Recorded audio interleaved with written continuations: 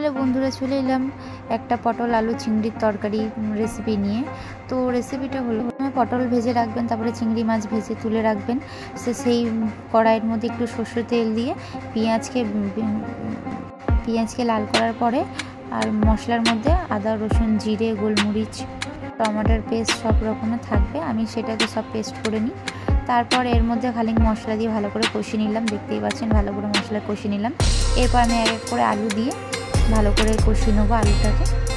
তো আলুটাকে কষিয়ে নেবার পরে এরপর আমি ভালো করে মিক্স করে নেওয়ার পর এরপর পটল আর চিংড়ি মাছটাকেও দিয়ে দেবো, দিয়ে এরপর নাড়াচাড়া করে আমি ভালো করে কষিয়ে নেবো। কষিয়ে নেবার পরে ভালো করে যখন আমার কষানো কমপ্লিট হয়ে যাবে, আমি এই তরকারিটা কুকারের মধ্যে দিয়ে দেবো। হ্যাঁ বন্ধুরা, আপনারা কড়ার মধ্যেও রান্না করতে পারেন, কিন্তু আমার হাতে একদম সময় কম ছিল, তার জন্য আমি এটা কুকারের মধ্যে রান্না করলাম, তো তাড়াতাড়ি সেদ্ধ হয়ে যাবে বলে। তার জন্য আমি কুকারের মধ্যে সিটি দিয়ে 4-5টা সিটি, 3টে সিটি মারা হয়ে গেছে।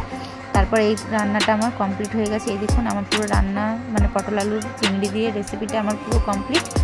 এরপর আমি আপনাদের মতন আপনারা নামাতে পারেন, ঝোল ঝোল নামাতে পারবেন, আবার শুকনো শুকনো নামাতে পারেন। আমি পটল আলু শুকনোই নামাই। এই যে চিংড়ি দিয়ে এই যে আমি এবার সার্ভ করবো। টাটা।